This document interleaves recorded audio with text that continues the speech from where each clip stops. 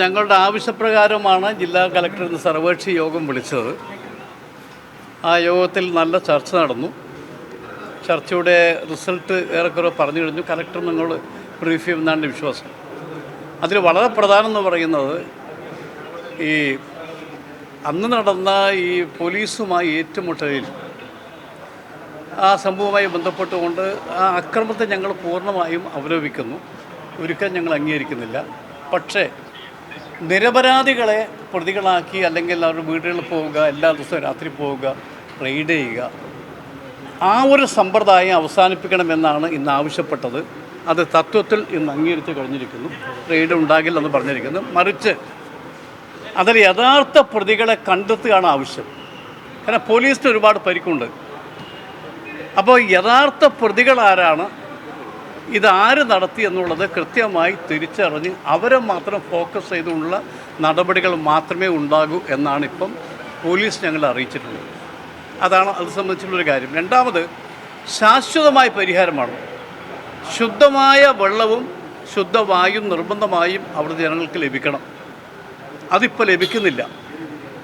ഈ സ്ഥാപനത്തിൽ നടക്കുന്ന ഈ ഫ്രഷ് കട്ട് എന്ന സ്ഥാപനത്തിൽ നടക്കുന്ന അതിൻ്റെ സംസ്കരണവുമായി ബന്ധപ്പെട്ട കാര്യങ്ങൾ എനിക്ക് തോന്നുന്നു 25 ടൺ മാത്രമേ പ്രോസസ്സിങ്ങിന് ഉപയോഗിക്കാൻ പാടുള്ളൂ. പക്ഷെ നിർഭാഗ്യവശാൽ അവിടെ അതിൽ കൂടുതൽ ഉപയോഗിക്കുന്നു. അതാണ് ഒരു കാരണമെന്ന് പറയുന്നു. പക്ഷേ എന്നാൽ ഇതിന് ശാശ്വതമായ പരിഹാരം ഉണ്ടാക്കാൻ കഴിയും എന്നുള്ളതാണ് മറ്റു ആലോചന ഉണ്ടായിട്ടുള്ളത്. അതിനുവേണ്ടി ഒരു കമ്മിറ്റിയെ തന്നെ ജില്ലാ കളക്ടർ പ്രഖ്യാപിക്കാം എന്നറിയിച്ചിട്ടുണ്ട്. ആ കമ്മിറ്റിയുടെ ലീഡർഷിപ്പിൽ കാര്യങ്ങൾ ഇരുന്ന് ആലോചിച്ചുകൊണ്ട് ശാശ്വതമായ പരിഹാരം അവിടെ ഉണ്ടാക്കാൻ കഴിയും എന്നാണ് ഞങ്ങളുടെ പ്രതീക്ഷ. ഈ രണ്ട് കാര്യങ്ങളാണ് തീരുമാനിച്ചിട്ടുള്ളത്. മറ്റൊരു കാര്യം, ഇപ്പോൾ ഇവിടെ ഒരു സ്ഥാപനം മാത്രമേ ഉള്ളൂ.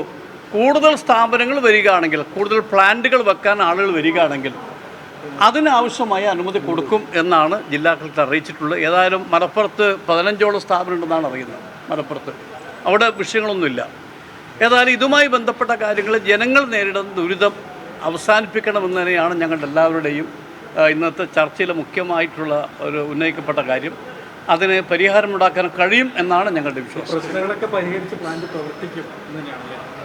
അല്ല, ഇതാണ് ഞങ്ങളുടെ ആവശ്യം. അവിടെ ജനങ്ങളിപ്പോൾ അനുഭവിക്കുന്ന പ്രശ്നമുണ്ട്. എന്താ, ശുദ്ധമായി കിട്ടുന്നില്ല, ശുദ്ധമായി വെള്ളം കിട്ടുന്നില്ല, മലിനജലമാണ്. ഇപ്പോൾ ഇതിൻ്റെ മാർ കിട്ടുക എന്നുള്ളത് പ്രാഥമിക ആവശ്യമാണ്. ഒരു മനുഷ്യൻ്റെ പ്രാഥമികമായ ആവശ്യം ലഭിക്കാൻ വേണ്ടിയുള്ള നടപടിയാണ് ഇനി ഉണ്ടാകേണ്ടത്. ആ നടപടി ഉണ്ടാകും എന്നാണ് ഞങ്ങളോട് പറഞ്ഞിട്ടുള്ളത്. ഇല്ല, അതൊന്നും ഇല്ല. അത് ഇപ്പോൾ തൽക്കാലം ഏതായാലും ഇതുമായി ബന്ധപ്പെട്ട ഒരു കമ്മിറ്റിയെ വെച്ച് കമ്മിറ്റി കാര്യങ്ങൾ പഠിച്ചുകൊണ്ട് ശാശ്വതമായിട്ടുള്ള ഒരു പരിഹാരം എന്താണ് അതിൻ്റെ പ്രപ്പോസൽ തയ്യാറാക്കണം എന്നുള്ളതാണ് ഇപ്പോൾ തീരുമാനിച്ചിട്ടുള്ളത്. അത് അങ്ങനെയാണ് ആലോചിച്ചത്.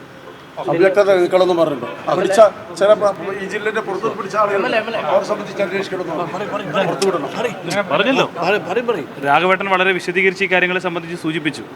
ഒരു ഐക്യകണ്ഠേന ഒരു തീരുമാനം ഉണ്ടായത് പോലീസിൻ്റെ ഭാഗത്ത് നിന്ന് ഇപ്പോൾ സ്വീകരിച്ചുകൊണ്ടിരിക്കുന്ന നടപടി അത് ഇപ്പോൾ ഒഴിവാക്കണമെന്നുള്ളതാണ്. പക്ഷേ എന്നാൽ അതിനകത്ത് നുഴഞ്ഞുകയറ്റക്കാരുണ്ടായിട്ടുണ്ട്, പ്രശ്നങ്ങളുണ്ടായിട്ടുണ്ട്. ആ പ്രശ്നക്കാരായി ആ പ്രശ്നം ഉണ്ടാക്കിയ ന്യായമായ ഒരു സമരത്തെ ഇങ്ങനെ ആക്കിയവരെ കണ്ടെത്തുകയും വേണം. ഇതാണ് ഒരു പൊതുവിൽ ഉയർന്ന വികാരം. ആ വികാരത്തിനൊപ്പമാണ് എല്ലാവരും.